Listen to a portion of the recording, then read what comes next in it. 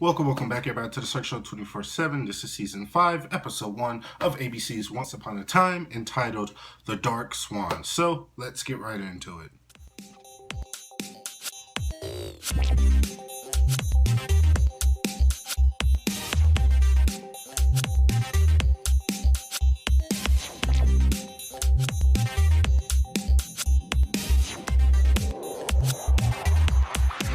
Time is back, and we got a lot going on in this episode, and a lot going on that's going to be happening throughout this season. Now, when we last left Once Upon a Time, Emma, she ended up becoming the Dark One because she ended up absorbing all the Dark One's powers and stuff when Regina was supposed to do it, but that was just like craziness that happened.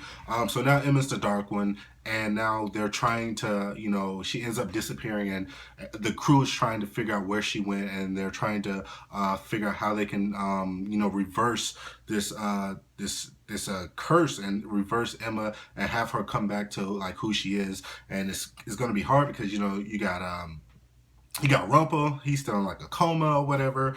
Zelena, she's locked up, and they're forced to kind of work with Zelena to try to get the portal open so they can find where Emma is. And that was really, really cool because I like how they brought back Zelena and the way that they're using her storyline with the whole baby and stuff. And you see that she doesn't even want to be bothered with people anymore. She just wants to have this baby on her own with no help, and have somebody that can actually love her with no kind of repercussions and with no like kind of people chattering in their mouths and stuff like that. So I thought that was really cool how they incorporated Zelena in this episode, and I hope we get to see a lot more of her. Now let's get into Emma and her storyline, because I thought it was the most interesting part of this episode. Having Emma become the Dark One and having her subconscious as Rumpelstiltskin was just a really, really cool way to incorporate that.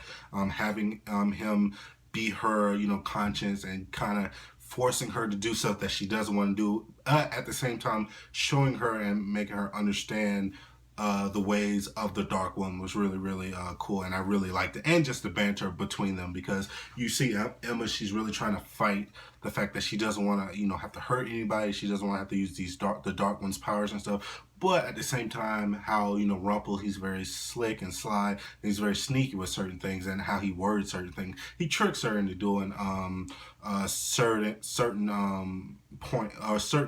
elements of her powers, which was really fun to watch. So I really did enjoy that banter between Emma and Rumple as like the Dark One and the Dark One's subconscious, and hopefully we get more of that throughout the season, because that's just a highlight of the show for me. And just, it was good to see Emma in just a different type of tone of the show, because we're just so used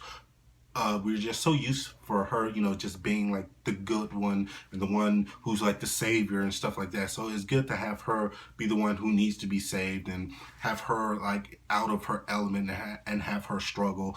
Because to tell you the truth, I was kind of getting bored of Emma. Like the last few seasons, I was kind of getting bored of her. And the most interesting person on that show was either Rumple or Regina, and that's what kind of kept me going through the shows, because Emma wasn't really doing it for me. So to have her, have like this new element of her character is just really, really cool to watch. And I'm really interested in her character now that she's kind of, she's forced into the Dark One, and she's trying to fight back these powers and these urges to kill and stuff like that.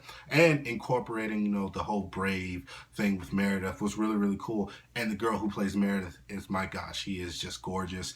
It's crazy how good she looks. But I did like how they incorporated the whole Meredith character in the Brave storyline, or the Brave storyline in the Once Upon a Time storyline. And that's what they've always been good with, incorporating other Disney characters and other Disney properties into their storylines, with the whole Lancelot and the sword and the Sorcerer's Stone and stuff like that, and the whole Camelot situation. That's going to be really, really cool to see what all is going to transpire, because at the end of this episode, we get like a little small tag, like they end up finding who Lancelot and stuff like that. And then it cuts to like 6 weeks later, and they don't know what happened, and Emma's now, she is the Dark One. She's like fully formed the Dark One, when they were just trying to figure out how to just get her out of that situation. So I want to know what happened in that 6 weeks, and like how did it just, how did it just do like a 180 until now she is the Dark One now. So that's going to be really, really interesting to figure out how that happened and what happened in that 6 week gap, because Emma looks like she means business and she looks really, really scary now. So I'm super excited, guys. What you think about the season premiere of Once Upon a Time? Did you like it? Did you like the whole Brave part? And are you excited to see more of that? Hopefully we get more of the Brave character of Meredith and her whole storyline trying to find her brother and stuff, because I really, really like that. Hopefully they don't shoehorn it in as much as they did the whole Frozen thing, because I think that really put off a lot of people, just cramming so much of that Frozen stuff into this into last season. So hopefully they kind of sprinkle in the whole Brave stuff throughout. But I am excited to see like Lancelot and the Knights of the Round Tables and stuff like that, and King Arthur and all this stuff that they're bringing in. I'm really excited to see it. So what do you guys think? Please like this video, comment, subscribe, tell me what you thought, and as always, this is Cirque Show 24/7. Be easy.